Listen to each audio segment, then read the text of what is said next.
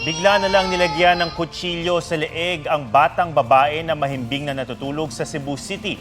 Ang may hawak ng patalim at nagbi-video ang tatay niya na isang taxi driver. Tila gigilitan pa niya ang kanyang 3 taong gulang na anak na nagmamakaawa at nag-iiyak dahil sa sakit. Ang buong pangyayari naka-livestream at napanood ng taxi operator niya na naisumbong ito sa mga pulis. May nakita rin ng mga pulis na isa pang video sa cellphone ng suspect kung saan paulit-ulit niyang sinakal ang bata. Sa isang punto, isinalya pa ang bata sa likod ng upuan.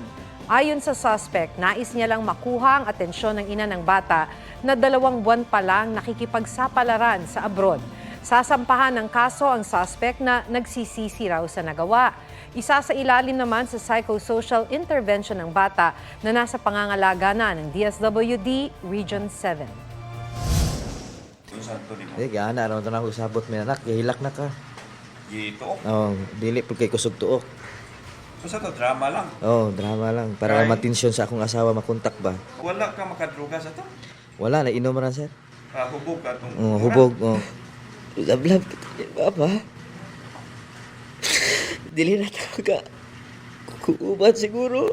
Sorry kayo na ka.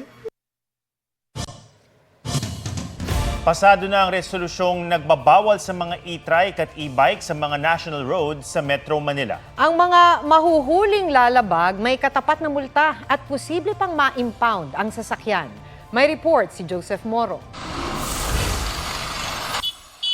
Mas maliit at mas mabagal sa ibang sasakyan pero ilang beses nang inireklamo ang mga e-trike at e-bike na nakikipagsabayan sa malalakit mabibilis na sasakyan sa mga highway at expressway. Takaw-disgrasya pa nag-counterflow ang ilan. Na-aksidente na nga ang mahigit 500 e-trike at e-bike noong nakaraang taon ayon sa MMDA. Para maiwasan yan, nagpasa ang Metro Manila Council ng resolusyong nagbabawal sa mga e-trike, e-bike pati tricycle at kuliglig sa mga national road na hawak ng MMDA. Bawal dumaan sa 19 na kalye gaya ng Recto Avenue, EDSA at Marcos Highway.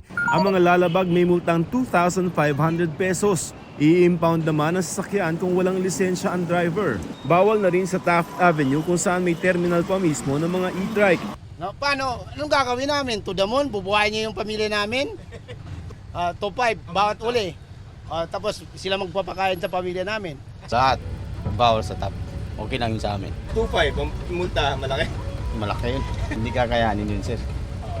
Hindi naman daw pagbabawalan ng mga e-trike na pinampapasada at pinapayagan sa ilang syudad basta huwag silang dumaan sa mga national road. May mga videos pa tayo kanina kung saan mukhang grade school na bata ay nagmamaneho ng isang e-trike sakay ang ibang bata din. It's just that pag nag-violate sila nitong ating MMC resolution, doon lang mong po namin sila huhulihin. Hahanapin yung lisensya para doon po namin ma-issue yung citation ticket. Sa Abril, inaasahang may patutupad ang utos na ito ng Metro Manila Council at MMDA. Magpapasa rin ng kanilang mga ordinansa ang mga lokal na pamahalaan sa Metro Manila na magsasabi kung saan bawal at kung saan lamang pwede ang mga tricycle, e-trike at mga e-bike. Sa ngayon, hindi pa required na iparehistro ang mga e-trike at e-bike. Hindi pa rin required na may driver's license ang magmamaneho nito pero pinag-aaralan na ng Land Transportation Office kung dapat itong baguhin. Joseph Morong, nagbabalita para sa GMA Integrated News. Itinanggi ni dating Pangulong Rodrigo Duterte na tumatanggap siya ng baril mula kay Pastor Apollo Kibuloy. Si Pangulong Bongbong Marcos naman, tinawanan lang ang akusasyon sa kanya ni Kibuloy. May report si Kent Abrigana ng GMA Regional TV 1 Mindanao. Mabigat ang paratang ng dati umanong miyembro ng Kingdom of Jesus Christ na si Alias Rene nang humarap sa Senado nitong February 19. Minsan po pumupunta din po doon si former President Rodrigo Duterte at former Mayor, Davao Mayor Sara Duterte. At pag umaalis na po sila doon sa Glory Mountain, dala na po nila yung mga bag. Na siya pong bag na nilalagyan po ng mga baril. Sinagot ito ni dating Pangulong Rodrigo Duterte sa kauna-unahang pagkakataon. Kami magtanggap ng baril kay Pastor Kibuloy. Ako pa ba ang mag-deliver sa kanya ng kanyon bukas? It's silly. Bakit man si Pastor mamigay ng baril sa akin? Sana siya magkuha. Kung magsabi siya wala siyang baril, bigyan ko siya. Nauna nang itinanggi ni Vice President Sara Duterte ang paratang, habang si Kibuloy kailan lang ay sinabing nagtatago siya dahil sa banta umano sa buhay. Ginipit din daw siya dahil sa ugnayan niya sa pamilyang Duterte. Sabay paratang na nakikipagsabwatan sa Amerika sina Pangulong Bongbong Marcos, First Lady Liza Araneta Marcos at House Speaker Martin Romualdez para ipatumba siya. Ang akusasyon na yan ni Kibuloy, tinawanan lang ni Pangulong Marcos bago bumiyahe pa Australia kanina. My advice for him is to just face the questioning in the House and in the Senate. Marinig natin ang kanyang side. Para malaman natin kung ano ba talagang nangyayari dito. We're trying to be fair here in allowing him an opportunity and fora to make his case. So I think he should take advantage of it. Walang may gustong mag-assassinate sa kanya. Bakit siya assassinate? Why will anyone want to do that? May sabina ang Senado kay Kibuloy kaugnay ng investigasyon sa umano'y pang-aabuso sa ilang miyembro ng KOJC habang pinaharap din siya sa kamera. Kaugnay naman ng paglabag umano sa prangkisa ng TV network na SMNI kung saan siya ay honorary chairman. Sabi ni Duterte, di niya alam kung nasaan si Kibuloy na kanyang spiritual advisor. Pero di raw pwedeng pilitin si Kibuloy na dumalo sa mga pagdinig. It's not an order. You cannot order an ordinary citizen like me to compel me to report to you. For what? If I don't want. Pero sabi ng Kongreso, Kibuloy is being afforded due process. The committee assures Kibuloy na they will have the chance to answer the questions. You have nothing to hide, then you have nothing to fear. When we issue subpoenas, we also want to hear from their side.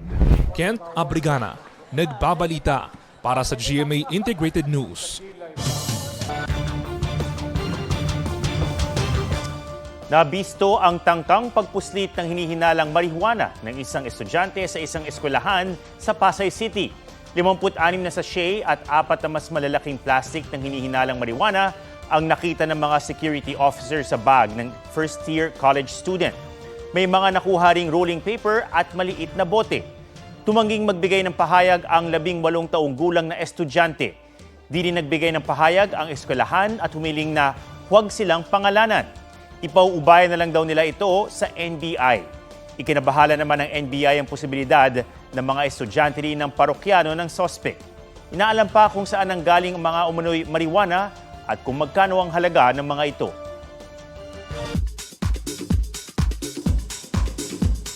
Nakatakdang bumisita sa bansa ang South Korean oppa na si An Bo-yoon. Bigati naman ang mga kasama ni J-Hope ng BTS sa kanyang upcoming special album. May report si Katati Bayan. All set na para sa first ever fan meet sa bansa ni An Bo-yoon. Gaganapin niyan sa May 25 sa Quezon City. Nakilala si Bo-yoon sa K-drama kabilang ang 81 Class, Yumi Cells at My Name.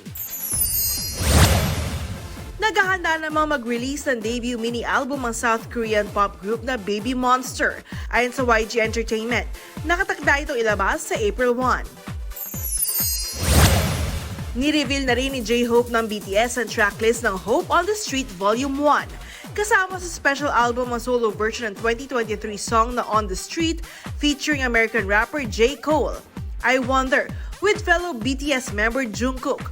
Lock, Unlock with American record producers Benny Blanco and Nile Rodgers. At I Don't Know kasama si Ha Yoon-jin ng K-pop group na Les Seraphim. Bukod sa album, maglalabas din ang docuseries si J-Hope this month. Katati Bayan, nagbabalita para sa GMA Integrated News. Inireklamo ng ilang pasahero sa NAIA Terminal 2 ang surot.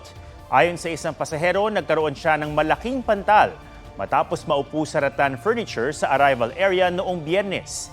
Ginamot naman daw siya sa clinic ng terminal.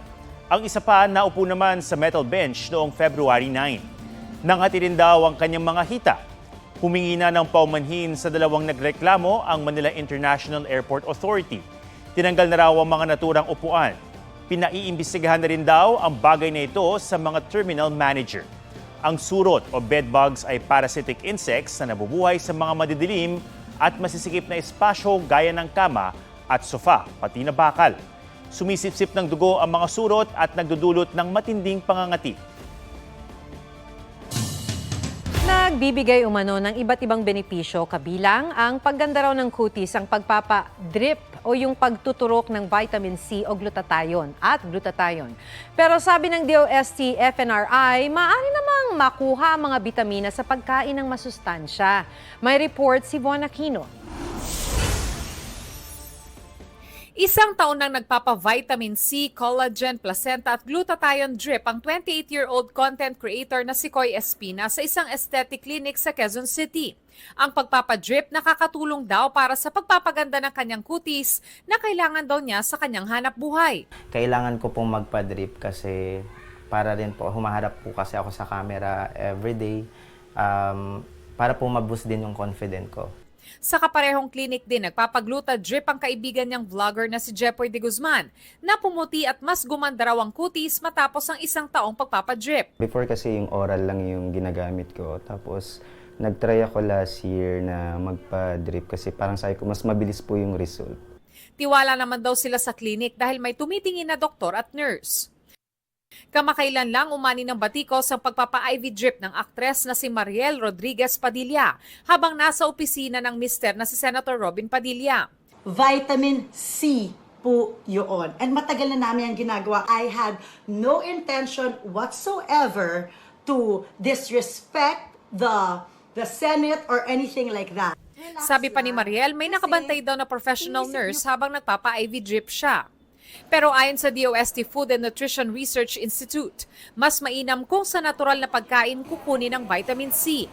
Mas madali pong ma-absorb ng katawan natin yung mga galing sa pagkain. Kasi po, during the process ng digestion, yung mga tablet form po, hindi natin alam kung ano yung mga ingredients niya na bago siya naging kapsula, bago siya naging tablet, o bago siya naging yung injectable, ganun po. So ang problema niyan po, pagdating sa katawan natin, baka may mga risk na mangyayari. Babala ng FNRI, may peligro na maaring maidulot sa kidney ang food supplement intake.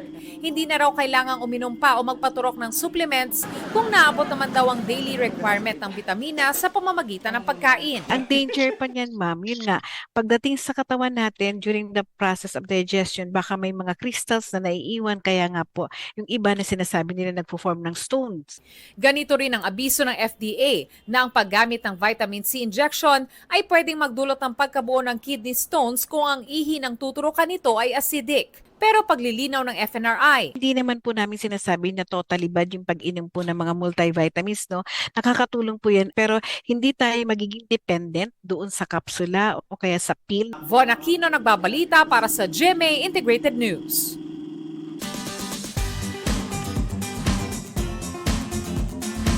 Flinex ng isang nanay ang kanyang editing skills sa birthday greeting para sa kanyang bunsong anak. Tunghayan ang reaksyon dito ng anak na kinatuwaan din ng netizens sa report ni Oscar Oida. Napuno ng bulaklak ang birthday ni Angelo Alcudia at mukhang nakapag-out of town pa. Digital nga lang, courtesy ng kanyang mama Maria na pet Malu ang editing skills. Hirit tuloy ng birthday celebrant, Mama, pa-delete! Joke lang daw dahil ika nga, it's the thought that counts. Pagkagising ko, syempre nag-scroll sa Facebook. Nagulat na ako, nakita ko yung notification na tinagda ka ni Mama sa post. Thankful ako kasi she greeted me in a very creative way. Kwento ni Angelo, hilig na talaga ng kanyang mama ang mag-post ng mga video sa social media. At syempre, di nawawala ang taon-taong birthday greet ni Bunso.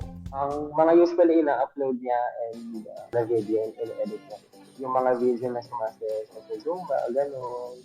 Pati yung mga ganap niya sa bahay. Usually yung pag-greet niya sa akin, nagpo-post talaga siya ng pictures ko where I look good, gano'n. Tapos nag-greet siya in text. Pero di lang si Angelo ang natuwa. Pati netizens, naaliw at nakibati na rin sa kanya. Papa-good vibes lang. Hindi ko talaga ina-expect na mag-viral siya ng gano'n. Mensahe niya sa kanyang mama. Yung mama ko is the kind of mom na would always give yung 120% to take care of us. Di na bunso. Sobrang swerte ko na mama ko siya. Wala ako sa kanilalagyan ko ngayon if wala akong mama na katulad mo na sobrang maalaga sa amin. Oscar Oida, nagbabalita para sa GMA Integrated News.